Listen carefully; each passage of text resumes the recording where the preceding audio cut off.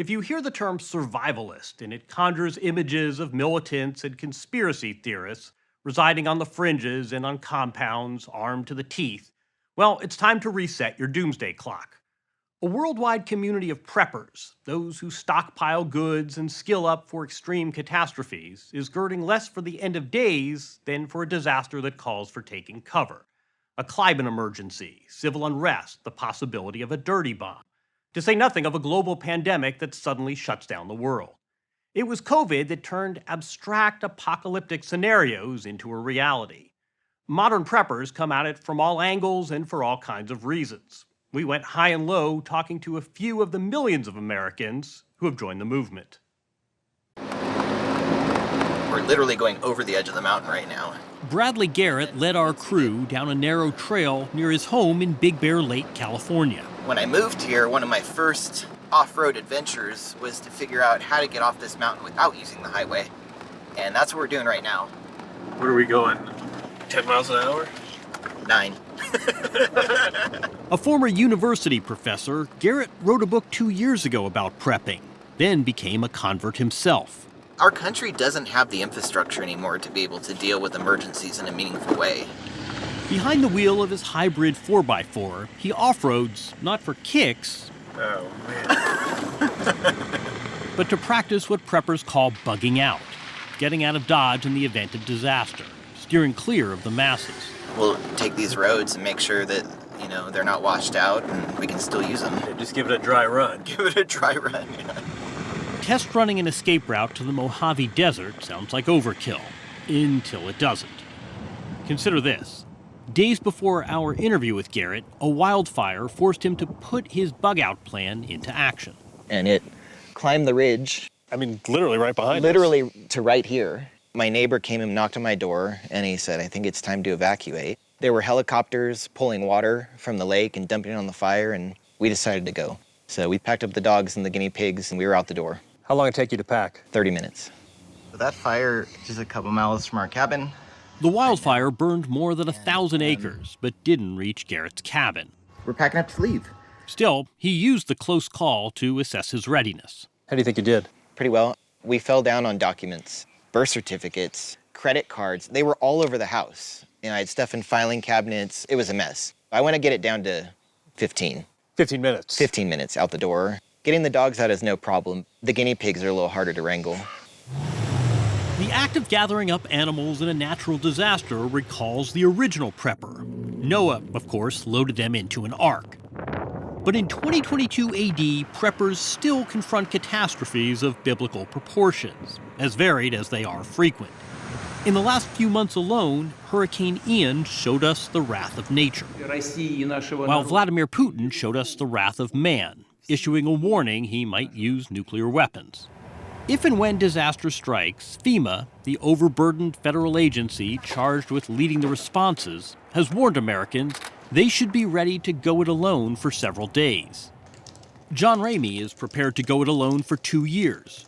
Wertheim started his career in Silicon Valley and was an innovation advisor to the Obama administration. From his home in Colorado, he publishes a roundup of threats and how to prep for them, best practices and bug-out bag checklists. His website, The Prepared, is a leading voice for the measured segment of this growing community. We think about 15 million Americans are actively prepping right now. In terms of percentage of households, we are at or about to cross 10% of all households. And just a few years ago, that was 2% or 3%. What happened to trigger this? More and more people over the last decade that have accepted the reality of climate change and how that impacts the disasters and things that we go through almost every day now. What's happened with our economy since the global financial crisis? What's happened with political discourse and institutional failures? Broadly speaking, more and more people realizing that they are their own first responder. This is a bug-out bag. Part of Wertheim's work entails reviewing the glut of supplies on the multi-billion-dollar prepping market. Got unsafe drinking water? Here's a $25 filter. And it will filter 100,000 gallons of water. Cell service down? No problem for that old faithful ham radio. You at least have the ability to communicate. Wertheim says the uptick in prepping cuts across national divides, politics, economics, region. Is there a typical prepper? Not anymore. There used to be. Across the country, there is a growing darkness, a belief that the end of days is near. This is Doomsday Preppers. In the past, the reality TV shows that would cover preppers, they'd find someone who had the most extreme fantastical concern, like fascist alien zombies arriving on an asteroid. That is so night and day from where we're at now. In the foothills of Tennessee's Smoky Mountains, we met Heidi Keller in her vegetable garden. A restaurant supply company worker by day, she lives alone and calls herself a homestead prepper, ready to hunker down or bug in a crisis. You can put raw meat in here. She recently acquired the hottest item for preppers, a freeze dryer. That's a pound of ground beef. This is where I keep all of my canned goods. Inside her pantry, Keller has canned, freeze-dried, and stored enough food to get by for a year without leaving her property. Chicken, meat, roast beef. And it doubles as protection from surging food prices. After fires spread through nearby Gatlinburg during a 2016 drought, Keller says she wanted a backup. When the fires came, it made me rethink, oh my gosh, I can't have everything in my house because if something does happen and there is a fire and my house burns, it can't be all in one location. So the long-term storage things I have someplace else. Where is that? In a secure location. It's not here. Fort Knox. No, How far from here? not far, within 5 miles. You give us more hints? Why would I do that? You know, I'm not. Grab one. As a rule, preppers don't like to reveal too much. You might say they also have trust issues with the country's infrastructure and the ability of its institutions to deliver in a crisis. If there's some kind of catastrophe, to what extent do you trust the government? I'm not going to down the government. I mean, they do the best that they can, but pretty much the government's not going to take care of you, not because they may not want to, but because there's too much going on. That's common sense. You're prepared to go it alone? You have to be to some degree. My biggest concern for 2 years, it took me to get a wood stove. I didn't have that, and I'm all electric, so I was not prepared. And finally, when I got it, it was like, phew, finally, I feel more comfortable now. I'm okay. If all it takes is a wood stove for Heidi Keller to feel comfortable, when the sun rises on post-apocalyptic America, the moneyed class will find comfort here. We drove to the belly of the country, central Kansas, flat as a countertop, hemmed by soybean and cornfields, Who'd you actually buy this from? where we met Larry Hall, a former defense contractor turned, shall we say, niche property developer. In 2008, he paid $300,000 for this decommissioned nuclear missile silo. He and investors put in $22 million to refashion it as a luxury bunker, the survival condo. Considerable thickness for door to a residence. Inside the 16,000-pound doors, an apartment building. We're going to go down to 14. Except this one is jammed 15 stories into the ground. Gel burning fireplace over There's here. room for 75 people. All but 3 of the 14 private units have been sold. This 3-bedroom, with TV screens posing as windows, goes for $2.4 million. Cash. Who are your clients? These are all self-made people. We don't have any lottery winners or old money. We have retired doctors, professional people. Do they share a particular ideology? No, they don't. I know that there's independents, and I know there's Democrats and Republicans. They got the whole mix here. But what they have in common is they all want to have a safe place for their family. We've got a 75-foot-long saltwater pool. The end of the world as we know it? They'll feel fine sitting poolside. We got our rock climbing wall. Unless they'd prefer to go rock climbing. No one was living here full-time when we visited, but Hall says the place was hopping at the onset of the pandemic. The owners, for the first time ever, all came here at the same time. All of them. So 19 kids were here. It's the buy-in Hall's from sales the pitch owners reduces to looking 3 at what we could words: do for the peace of survival. mind. This is just the common area. And with dozens of strangers holed up together in a crisis, Here's our bar. he hired a psychologist to consult on design, to avoid a subterranean version of Lord of the Flies. I did notice what looked like a jail cell. We do have a jail cell. That's because we also have a bar and a lounge. And if you have a bad day or you drink too much, you might get an adult timeout. 5 different power sources keep it all humming. There's a 5-year supply of stored food and hydroponics to grow more. The survival condo also employs doormen, that is, armed guards at the gate. To what extent are you worried this place could be overrun during an actual crisis? This place was engineered to withstand a 20-kiloton nuclear warhead detonated within a half mile. You know, you can rant and rave and throw smoke bombs and Molotov cocktails, and you're gonna scratch my paint. So Paul is converting another silo half an hour away. Most bunkers worldwide are not fortified luxuries. We get a vivid demonstration of their practicality as Ukrainians take cover. In Australia, this man made news when he emerged unscathed from his backyard bunker after a deadly bushfire. Here in the U.S., one personal bunker manufacturer told us he takes a new order every other day. What do you make of the spike in bunker sales? The vast majority of people should never get to the point of having a bunker. And in fact, I really dislike the bunker narratives because it takes away from the conversation that we should be having, which is how do we make our existing homes and our existing communities more resilient, rather than, and I'm going to quit society and go live in a decommissioned missile silo. You say you would never build a bunker. Why not? You can only stockpile so much in your bunker. I can only withstand so much time in it. I would be desperate to peek out and see what's happening outside. Bradley Garrett won't bunker down, but he has doubled down on bugging out. He keeps a second truck, this 1972 GMC, in his yard in case the lights go out for good, taking out electronics and turning his hybrid escape vehicle into the equivalent of an expensive brick. The specter of massive power grid failure, the result of a nuclear attack or solar storm, preoccupies many preppers. The current estimates from the government is that it would take 2 years to rebuild the grid. 2 years. The Wi-Fi There's goes down for 5 minutes and everybody panics. Exactly, and preppers say that it's 72 hours to animal. Meaning what? Meaning that it takes about 3 days for people to totally lose it.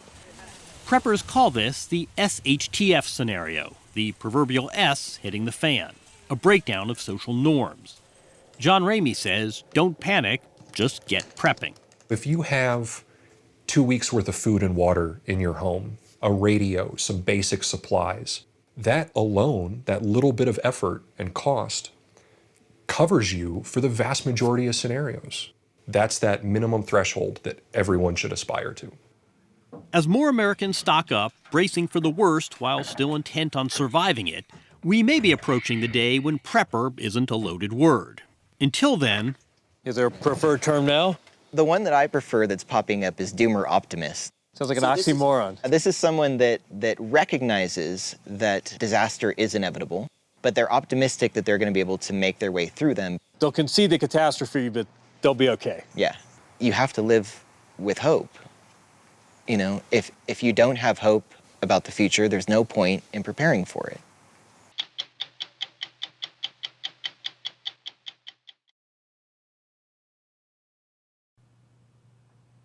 We're going to take you on a journey to the end of the earth to show you a place that might someday save humankind.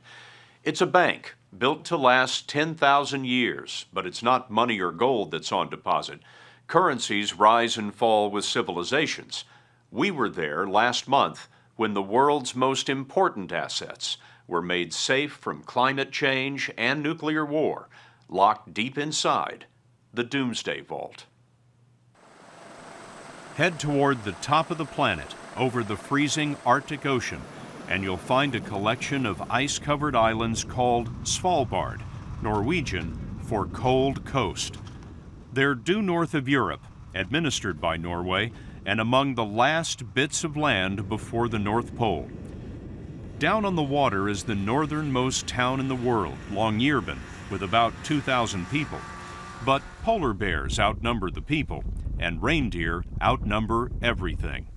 It's an otherworldly place, a twilight zone, where sometimes the sun never rises and the moon never sets. In the dead of winter, it was the last stop in the 30-year journey of American scientist Carrie Fowler. It's a long way from the farm in Tennessee. It's a world away. Did you ever worry that it wouldn't get this far? Oh, I was worrying all the time, I think. But here we are. From the outside, it looks like a concrete wedge pounded into a mountain. Walk through the door and cross from a hostile wasteland into a safe house for humanity. Well, I've got to say, it looks like a Doomsday Vault. It probably is one. At least we think if there are any big problems on the outside, this is going to survive. This was clearly built to last. We built it to last as long as we could imagine. I don't know what was in the minds of the people who built the pyramids. Maybe they were building to last forever too. But I can't think of anything that's been built in our lifetime that's been built with this kind of time horizon. And all these pipes over our heads? That's the refrigeration units. The refrigeration? Yeah. We're 700 miles from the North Pole. We are. And you're air conditioning this place? We're going to freeze it even further. Freeze it colder than the permafrost, so that if the Earth warms and the power goes out, the vault will stay frozen for another 25 years. 200, 100. The treasures that the vault was built to house approached an airstrip at the base of the mountain nearby. What's in these boxes took 10,000 years to develop and 70 years to collect.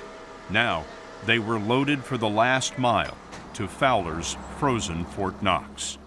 This is the coldest place in the mountain. We wanted to take advantage of the naturally frozen temperatures down here, and we wanted absolutely the coldest spot we could find. It is pretty cold down here. It's cold. It's getting colder, actually. These are airlock doors. It keeps the cold air in. Wow. It's pretty big. So the foundation of humanity ends up here. It's about 30 yards long, it's about 10 yards wide and 5 yards high. Inside the boxes that came off the plane are millions of silver envelopes. Show me what's inside. Okay, well, we'll take a look at these two. Yes, they're going to be sealed in the boxes, but here's one sample. What are they? Well, these are chickpeas, or garbanzos. This is a crop you ought to know. Wheat? Wheat. Very good. So what's in all these envelopes is? Seeds. Mm-hmm. This is a giant vault built in the Arctic just to house seeds. That's right. It's a seed bank. If you could clear away the ice, you'd see that, officially, the bank is called the Svalbard Global Seed Vault. It's built to warehouse backup copies of all the world's crops, 1.5 billion seeds, everything from California sunflowers to ancient Chinese rice. If an asteroid strikes the Earth, seeds to restart agriculture would come from here. But science fiction aside, the main purpose is to protect against a doomsday that is unfolding right now, because the plants we've been eating for 10,000 years are going extinct. If you ask somebody, how many kinds of apples are there? They're going to say, well, there's red, there's green, there's yellow, there's Macintosh, there's Golden Delicious. They're going to give you an answer like that. Maybe 25, I would guess. Good guess. But in fact, in the 1800s in the United States, people were growing 7,100 named varieties of apples. 7,100 different varieties of apples. And how many are there today? We've lost about 6,800 of those. So the extinction rate for apple varieties in the United States, about 86%. That pattern exists in all crops. Estimates are that every day, one crop strain disappears. And here's why. Seeds used to be passed down through families, but today, farmers are planting mass-produced industrial seeds. The upside is more food, but the downside is that the family variety goes extinct. To understand the danger, we visited a U.S. government storehouse in Idaho, where Mike Bonman watches over America's collection of wheat seeds. Well, we have in this room more than 50,000 different, what we call accessions, or collections of wheat from around the world. 50,000 different kinds of wheat. Exactly. I didn't know there were that many. Yeah, I think most people would be surprised. Most countries collect seeds in banks for safekeeping, and for 110 years, the U.S. Department of Agriculture has sent scientists called plant explorers to collect the seeds in these envelopes. If there's an Indiana Jones of plant explorers, his name was Jack Harlan, who made one of his greatest finds in the 1940s. This is PI 178383. This was a wild variety of wheat growing in Turkey. An old farmer variety that had probably been grown there for thousands of years. In the field, it looked dreadful. Harlan wrote in his journal it was hopelessly useless. Useless for food, but as it turned out, inside these seeds is a superhero for fighting wheat disease. Today, the genes of humble PI 178383 are a foundation of agriculture, bred into much of the bread we eat. That's why you have to collect everything. Because just by looking at the material in a farmer's field, you might say, that one's no good, let's don't collect it. But you can't anticipate what value that might have. There may be genes in that material that are going to be of immense value in the future. This is an example of a rust on a small grain. In this case, it's oats. And in each pustule, there are thousands and thousands of spores that are dispersed through the air and can infect other plants. In the past, plant diseases like this caused mass starvation. Think of the Irish potato famine. But today, scientists prevent famines by going through tens of thousands of plants looking for genes to fight disease or drought or any other problem. Turns out, some of the rarest and most valuable seeds come from some of the most unstable places. There was an important seed bank in Afghanistan. That's right. It's been destroyed. In the chaos following the fighting there, it was looted and destroyed. The Afghan seeds were thrown away because the looters wanted the glass jars they were kept in. Much of Iraq's seed collection was lost in that war, and in the Philippines, a typhoon washed away part of an important rice bank. Doomsday doesn't have to come in the form of an asteroid. Doomsday can come in the form of an equipment failure or mismanagement, just human mismanagement, or a lack of funding, or a typhoon, or something like that. And those kinds of things are happening all the time. And once that crop is lost? It's lost. We'll never see it again, and any kind of characteristic that it might have had is gone. It's off the artist's palette. It's a color that we can't use anymore. It may have the disease or pest resistance that we absolutely need to have a viable crop in the future. Gone. Fowler runs the Global Crop Diversity Trust, set up by the United Nations and Bioversity International. His safe house cost $9 million. Norway paid for construction, Bill Gates paid for the shipping, and seeds from nearly every nation are locked inside. Svalbard may seem a strange place to build an ark for plants. We went exploring by the only practical way to get around.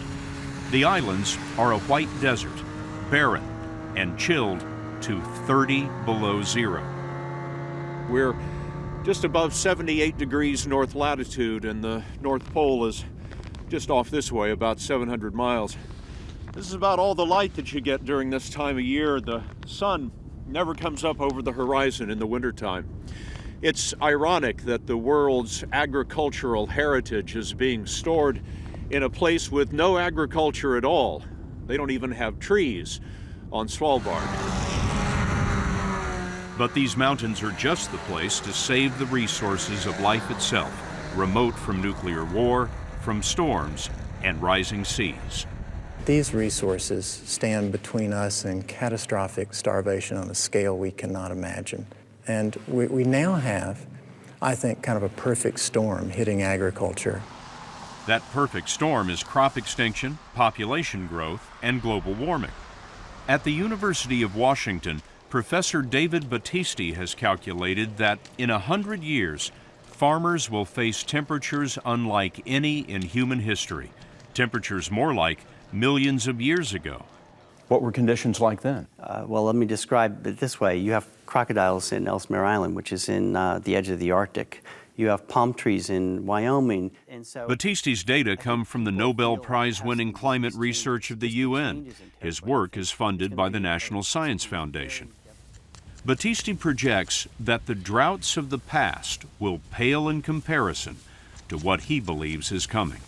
If you think about the Dust Bowl in the U.S., and you think about, well, there was a decade where you had, on the average, of maybe 5% reduction in precipitation, for the growing season. Southern California, the Caribbean, Southern Europe, Northern Africa, the Central Asia, all of these places 100 years from now will typically experience, on average, 20 to 30% reduction in precipitation, right? So that's 5 times the Dust Bowl. Whether it's a dry climate, a new virus, or infestation, the genes to stop a famine may be in one of these boxes. When the last of the seeds descends the tunnel, the lights will go out, the vault will be locked, and Kerry Fowler will have achieved his life's work, preserving civilization's past against an uncertain future.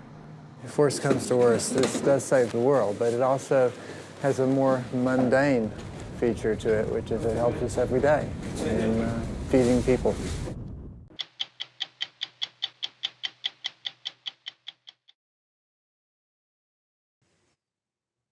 In what year will the human population grow too large for the Earth to sustain? The answer is about 1970, according to research by the World Wildlife Fund. In 1970, the planet's 3.5 billion people were sustainable, but on this New Year's Day, the population is 8 billion. Today, wild plants and animals are running out of places to live. The scientists you're about to meet say the Earth is suffering a crisis of mass extinction on a scale unseen since the dinosaurs. We're going to show you a possible solution, but first, have a look at how humanity is already suffering from the vanishing wild. In Washington State, the Salish Sea helped feed the world. With this weather and the way things feel once I get out here, it's time to be fishing. That's what it feels like. Commercial fisherman Dana Wilson supported a family on the Salish Sea's legendary wealth of salmon.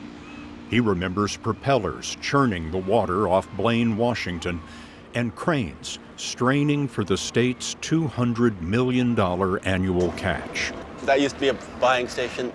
They're gone now. They don't buy anymore. So that building over there used to buy salmon. They don't buy salmon anymore. It's just not here. In 1991, one salmon species was endangered. Today, 14 salmon populations are foundering. They've been crowded out of rivers by habitat destruction, warming, and pollution. Dana Wilson used to fish all summer. Today, a conservation authority grants rare, fleeting permission to throw a net. There was a season. There was a season. Now there's a day. There's a day, and sometimes it's hours. Sometimes you might get 12 hours, 16 hours. That's what we're down to. Here, the vanishing wild scuttled a way of life that began with native tribes 1,000 years ago. I don't remember anybody doing anything other than salmon fishing. Fisherman Armando Briones is a member of the Lummi tribe, which calls itself People of the Salmon.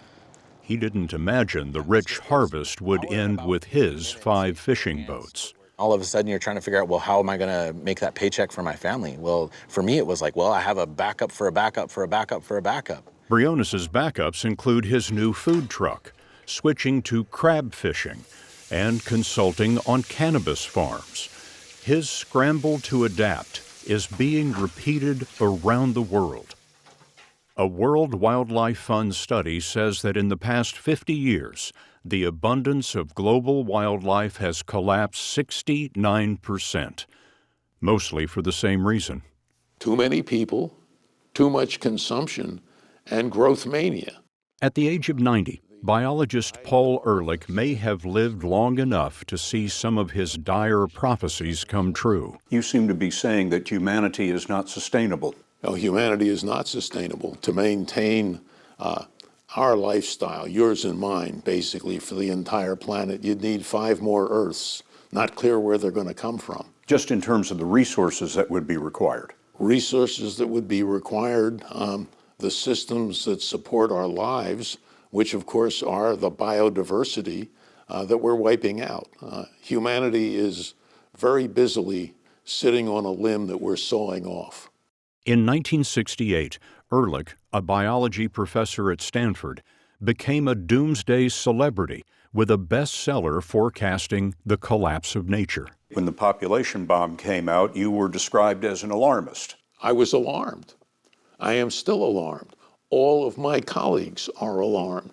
The alarm Ehrlich sounded in '68 warned that overpopulation would trigger widespread famine.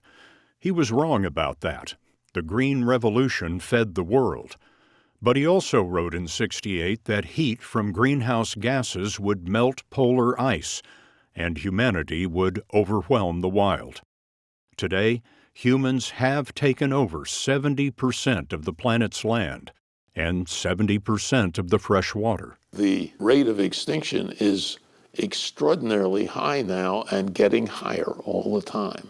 We know the rate of extinction is extraordinarily high because of a study of the fossil record by biologist Tony Barnofsky, Ehrlich's Stanford colleague. The data are rock solid.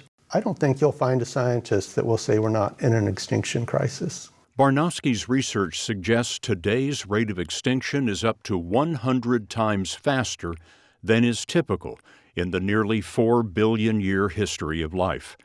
These peaks represent the few times that life collapsed globally, and the last was the dinosaurs, 66 million years ago. There are 5 times in Earth's history where we had mass extinctions, and by mass extinctions I mean at least 75%, 3/4 of the known species disappearing from the face of the Earth. Now we're witnessing what a lot of people are calling the 6th mass extinction, where the same thing could happen on our watch. It's a horrific state of the planet when common species, the ubiquitous species that we're familiar with, are declining. Tony Barnofsky's colleague in the study of extinction is his wife, biologist Liz Hadley, faculty director at Stanford's Jasper Ridge Research Preserve in California. You know, I see it in my mind, and it's a really sad state. If you spend any time in California, you know the loss of water. The loss of water means that there are dead salmon you see in the river right before your eyes. But it also means the demise of those birds that rely on the salmon fishery, eagles. It means, you know, things like minks and otters that rely on fish. It means that our habitats that we're used to, the forests that, 3,000-year-old forests, are going to be gone. So it means silence, and it means some very catastrophic events because it's happening so quickly. It means you look out your window and 3/4 of what you think ought to be there is no longer there. That's what mass extinction looks like. What we see just in California is, the loss of our iconic state symbols. We have no more grizzly bears in California. The only grizzly bears in California are on the state flag? That's our state mammal, and they're not here anymore. Is it too much to say that we're killing the planet? No. I would say it's too much to say that we're killing the planet, because the planet's going to be fine. What we're doing is we're killing our way of life. The worst of the killing is in Latin America, where the World Wildlife Fund study says the abundance of wildlife has fallen 94% since 1970. But it was also in Latin America that we found the possibility of hope. Mexican ecologist Gerardo Ceballos is one of the world's leading scientists on extinction. He told us the only solution is to save the 1/3 of the Earth that remains wild. To prove it, he's running a 3,000 square mile experiment. In the Calakmul Biosphere Reserve near Guatemala, he is paying family farmers to stop cutting the forest. We're going to pay each family a certain amount of money that is more than you will get cutting down the forest if you protect it. And how much are you paying out every year? For instance, each family here will get around $1,000. More than enough here to make up for lost farmland. In total, the payouts come to $1.5 million a year, or about $2,000 per square mile. The tab is paid through the charity of wealthy donors. The investment to protect what is left is, really small. The payoff on that investment is being collected on Ceballos' jungle cameras. 30 years ago, The jaguar was very nearly extinct in Mexico.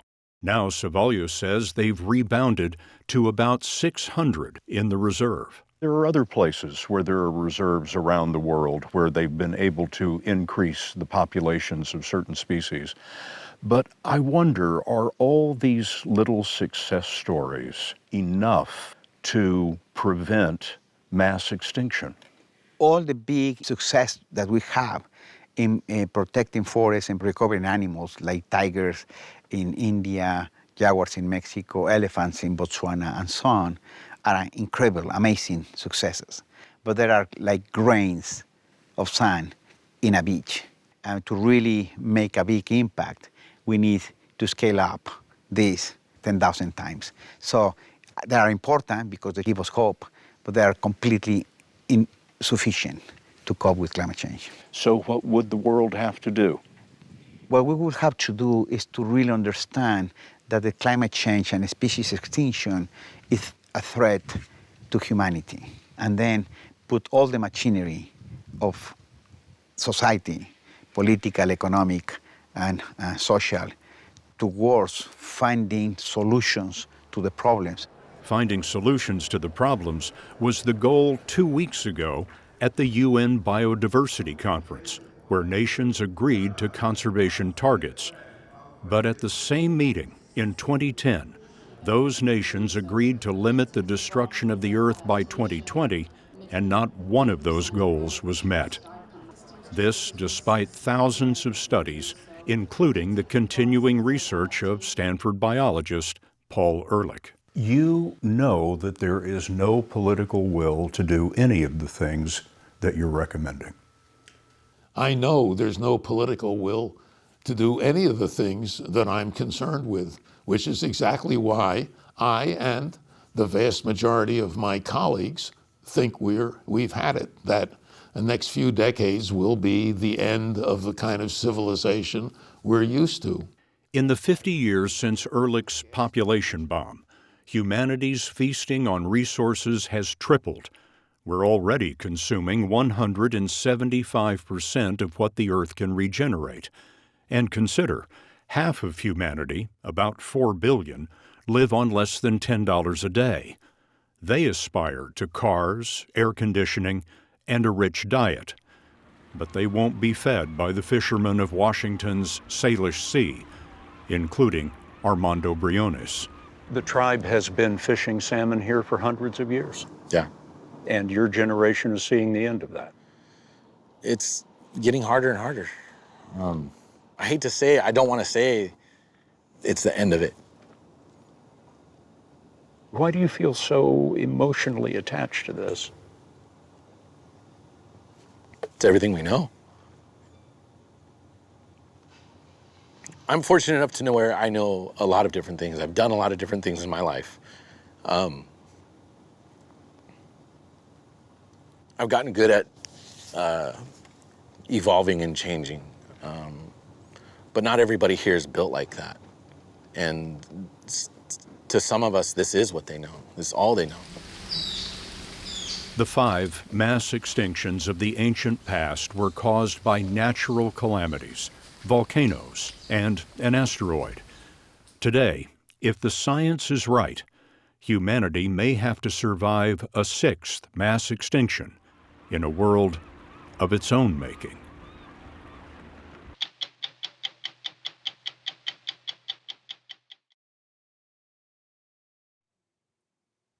In January, Uganda declared an end to the outbreak of the deadly Ebola virus that alarmed scientists in 2022. No cases were discovered outside Africa, but Ebola remains among the deadliest of pathogens capable of jumping from wild animals to humans, just as COVID-19 likely did. It's called spillover. Disease detectives warn the threat of spillover has never been higher, as urban populations grow and come into contact with wild animals and their viruses. Since 2009, American scientists have discovered more than 900 new viruses. As we first reported in October, now the U.S. government is doubling down, sending virus hunters to global hotspots to find the next deadly virus before it finds us. We joined a team from the University of California, Davis and their Ugandan partners in the rugged, impenetrable forest on the search for Pathogen X. We landed in Kahihi, a speck of a town in southwest Uganda. As we headed off to the impenetrable forest, we soon saw how it got its name. It's so thick with trees, vines, and roots that Ugandans call it the place of darkness.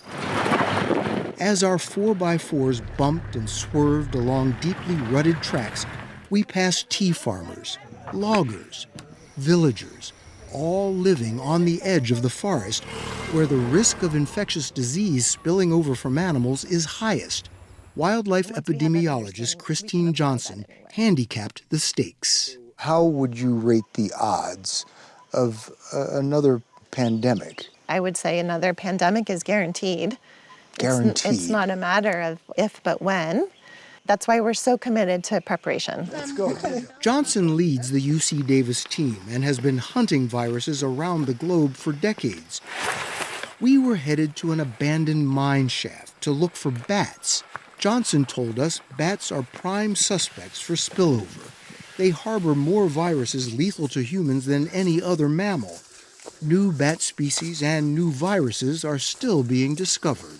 It seems like a really daunting task for you to find Pathogen X before it finds us.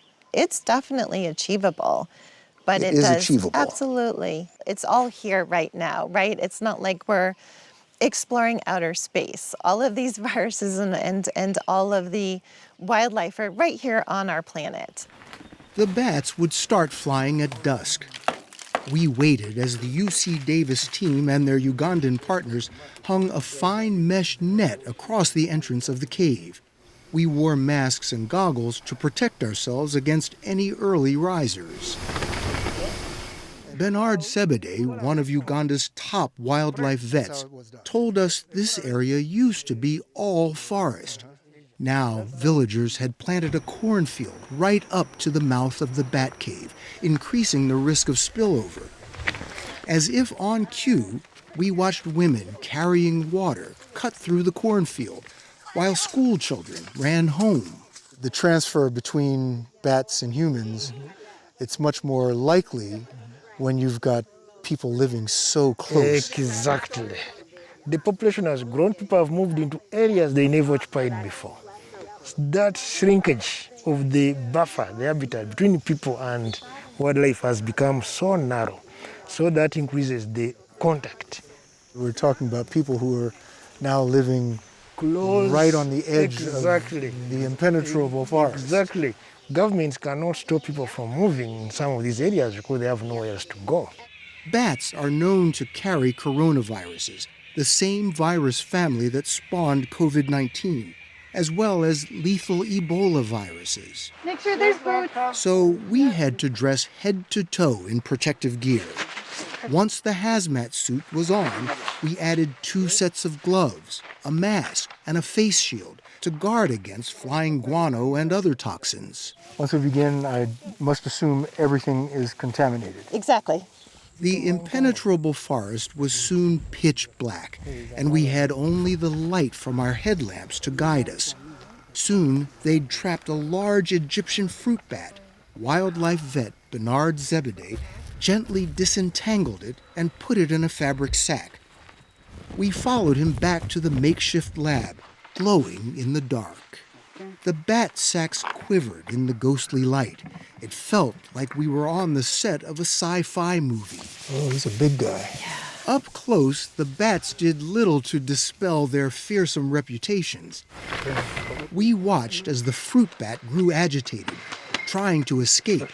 The scientist held its nose to a test tube filled with a mild anesthetic. Finally, the bat succumbed. Epidemiologist Christine Johnson told us the bat would be swabbed for a suite of viruses. Does this hurt the bat at all? No, it doesn't hurt the bat. We get the right size swab so that we're just doing an oral sample. It might be a little uncomfortable. The bat's wings were examined for parasites and ticks that might also have pathogens. All the samples would be sent to a lab for DNA sequencing. Johnson told us a virus's genetic code can help identify which might cross to humans. Okay, there he goes, there he goes. After the tests were done, the bats were released, groggy but unharmed.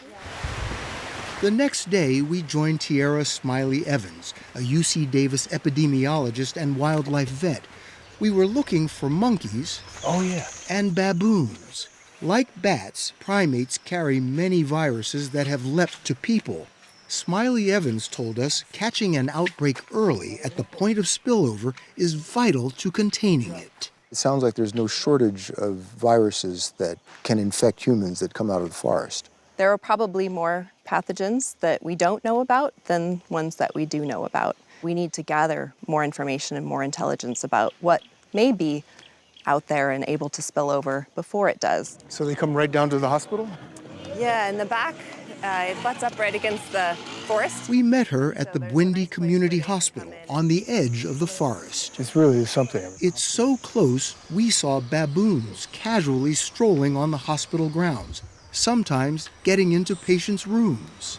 Whenever you're creating a new opportunity for humans to come in contact with wildlife populations that they were never in contact with before, you're creating a brand new situation. So as human populations grow, that's pushing us into areas we've never been before. Exactly. Putting us into contact with animals we've never been in contact with before. Exactly. To find out what viruses the baboons were carrying, Smiley Evans pioneered a simple but groundbreaking method to collect saliva samples, the stealth banana. Tied to a string, the banana is tossed to the curious baboons. But hidden inside is an oral swab, coated in something sweet that the baboons love to chew. Smiley Evans and Ugandan wildlife vet Bukamba Nielsen had prepared the bananas earlier in the day. So we have tried strawberry jam, we've tried mango juice. Have you found they like one more than the other? The difference is that sometimes they'll chew on that swab for longer periods of time with a different attractant versus another, and that's what we really want. It's like bubble gum for primates. When the sweet is gone, the baboons throw the swab away, leaving behind plenty of saliva that can be decoded for viruses. But family politics can sometimes get in the way.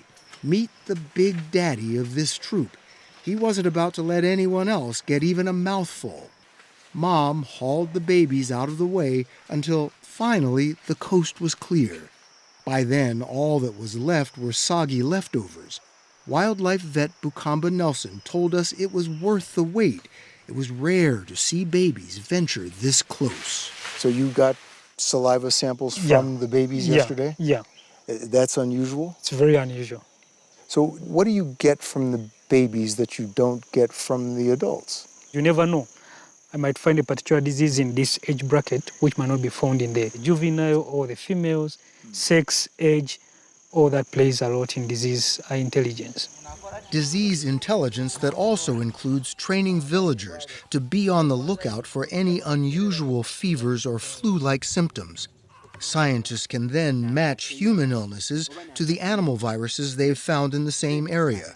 Smiley Evans told us it was putting pieces of a puzzle together. All the samples are tested in the same way for the same pathogens. So the goal is that if we're sampling at the same time, in the same area, we can start to connect the dots and understand when there's been transmission of a particular virus. One of the most closely monitored species in the impenetrable forest are its star residents, the endangered mountain gorilla. Nearly half the world's remaining gorillas are here, 459 at last count. They're always on the move. So we set off to find them. One ridge led to another, each steeper than the last. The forest was so dense there was no sunlight and no gorillas. Wildlife vet Bernard Zebedee assured us we were on the right path. Are you seeing signs of the gorillas around here? Yeah, I've seen some already. Our porters breezed along unfazed. We, not so much. Then, hours after trekking, suddenly, there they were. We spotted a mother first high in the trees, gorging on twigs. Soon, we were surrounded by all 19 members of an extended family, including a massive silverback and another mother cradling her infant. We had put on our masks not to protect ourselves, but to protect the gorillas from any infection we might be carrying. Amy Bond is with Gorilla Doctors, an international conservation group. She told us how they identify each gorilla. Just like humans, where we each have our own unique fingerprint that helps us be identifiable as an individual, gorillas have unique nose prints. A nose print? A nose print. And that's what allows us to identify those individuals. And so we go through and we make sure we get each individual in the group, that we can do a visual assessment, looking for signs of illness or injury. Bond and wildlife vet Bernard Sebede told us that gorillas are susceptible to many of the same pathogens that we are, and they can be an early harbinger of disease. The gorillas are monitored daily for any warning signs. When they're sick, it's very similar, right? Yes. Runny nose, coughing, sneezing. They're not moving. They don't want to eat. If a gorilla is lying down, Sebede told us, they'll assess if he's resting or if something else is preventing him from moving. We spotted one young male on his own, but Amy Bond told us he was likely suffering from a problem of a different sort. You can also sometimes tell which silverback is dominated by the number of females around him. So this poor guy sitting over here, he's just out. He's always second choice.